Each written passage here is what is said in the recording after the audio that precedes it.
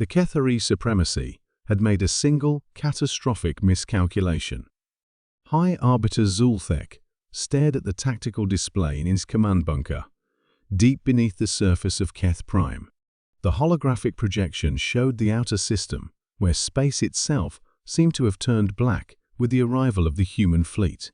700,000 vessels, a number so vast that his strategic computers had initially dismissed it as a sensor malfunction. "Confirm the count," he ordered, his voice betraying none of the terror that clawed at his thoracic chambers. "Confirmed, High Arbiter," replied his sensor technician, mandibles clicking nervously. 700,000 individual signatures. Mass displacement indicates these are capital-class vessels, not fighters or support craft. Zulthek's memory cores accessed the records from 18 months ago. The human colony on Kepler 442b had been a minor irritant 5 million settlers on a world the supremacy needed for its uranium deposits. The humans had refused evacuation orders. Standard protocol demanded the deployment of sufficient force to ensure compliance. The Kethari had sent 12 dreadnoughts. It should have been overwhelming force. The humans had no orbital defenses, no fleet assets, no military infrastructure. The bombardment had been swift and efficient. 5 million humans reduced to molecular ash in under 6 hours. The uranium extraction had begun within the week. It had been, by all strategic assessments, a minor police action. The humans were known to be a peaceful species, explorers and scientists who preferred negotiation to conflict. Their few encounters with Kethari forces had always ended in human withdrawal. Now, as Zulthek watched the sensor readings update in real time, he realized how catastrophically wrong those assessments had been. "Communications from the human fleet," his signals officer announced. On screen, the human who appeared on the display was unremarkable by Kethari standards, bipedal, soft-looking, with the small cranium typical of lower-order species. But something in its expression made Zulthek's exoskeleton tighten involuntarily. "I am Admiral Chen of the United Earth Fleet," the human said. Its voice was calm, almost conversational. 18 months ago, you murdered 5 million of our people. We've come to discuss terms." "Terms?" Zulthek found his voice. "You face the combined might of the Kethari supremacy. Our defense grid alone could—" "Your defense grid was disabled 17 minutes ago," Admiral Chen interrupted. "Your orbital fortresses stopped transmitting 14 minutes ago. Your communications network will fail in approximately 3 minutes. We've been very thorough." As if summoned by the human's words, alarms began sounding throughout the command bunker. Status displays showed red across-the-board defensive satellites, offline orbital weapons platforms, silent communication relays dead. "Impossible," breathed Zulthek's tactical coordinator. "Our defenses were designed to withstand assault by 100 enemy dreadnoughts." "Your defenses," Admiral Chen observed, "were designed by a species that thinks in terms of hundreds. Humans think in terms of millions." The tactical display shifted, showing the human fleet in detail. What Zulthek had initially dismissed as impossibly dense formation was actually a carefully orchestrated siege pattern. The human ships weren't just surrounding Keth Prime. They were surrounding every planet, moon, asteroid, and artificial habitat in the system. Every single piece of real estate, larger than a shuttlecraft, was covered by overlapping fields of fire. "Our records indicate your species has colonized 14 star systems," Admiral Chen continued. "Current deployment shows human fleets arriving at all 14 locations simultaneously.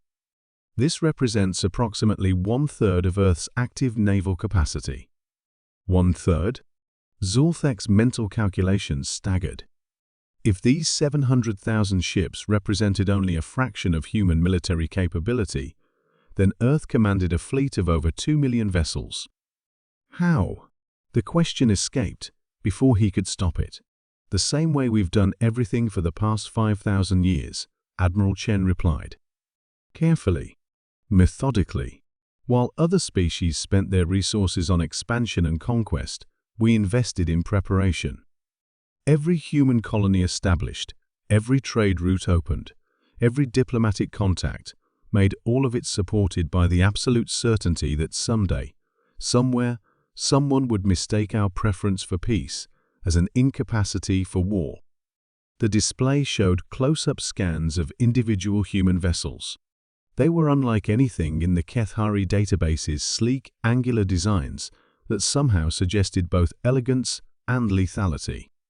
More disturbing, they showed clear signs of technological advancement that the Supremacy's scientists had deemed impossible. "Your ships," Zulthek managed. "The power signatures. Those aren't fusion reactors." "No," Admiral Chen agreed. "Antimatter containment became reliable about 3 centuries ago. Each of our destroyers carries the destructive capacity of your dreadnoughts." "Our dreadnoughts."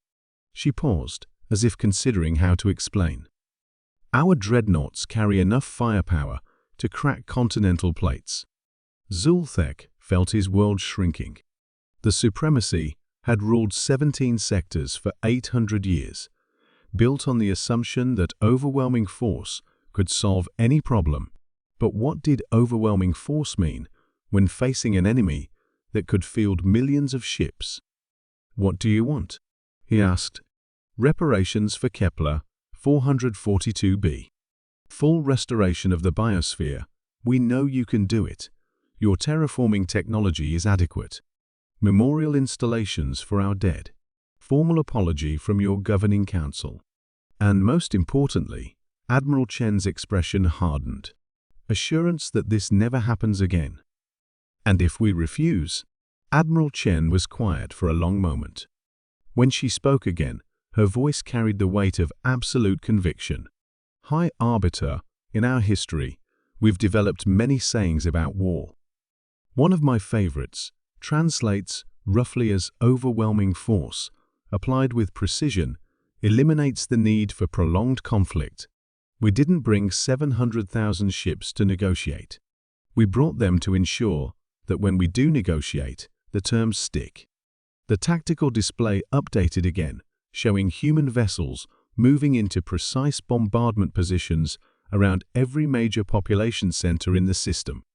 Not close enough to threaten immediately, but positioned with mathematical certainty that no Kethari installation could escape if hostilities commenced.